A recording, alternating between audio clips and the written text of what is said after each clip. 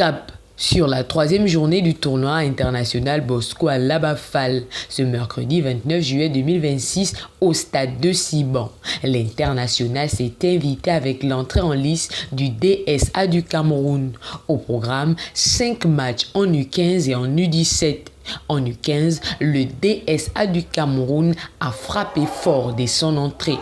Face au CMC du Gabon, les Camerounais s'imposent largement 3-0. Les enfants ont vécu dans le stress, vraiment, c'est une première pour eux de vivre cette compétition et de jouer sur un terrain pareil. Donc la première mi-temps était vraiment très difficile pour eux parce que quand je regarde la deuxième mi-temps, il y a eu des bonnes réactions des enfants et ça m'a fait vraiment très plaisir des jeunes. Dans le derby 100% gabonais, le jardin de foot prend le meilleur sur Passion Foot sur la plus petite des marges, 1-0. Je suis content de cette victoire par rapport au match précédent et ça a relancé un peu les hostilités pour, n'est-ce pas, prétendre aller en finale, n'est-ce pas. Mais je suis très content et je suis confiant. Je sais que mes poulains sont les meilleurs.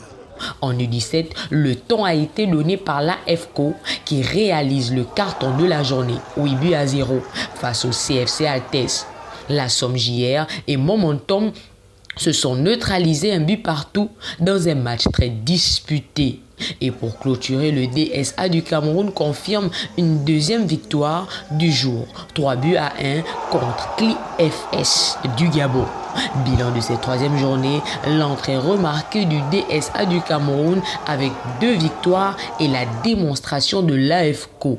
Le tournoi Bosco à Labafal prend de l'ampleur et tient toutes ses promesses. La compétition se poursuit demain au stade de Siban.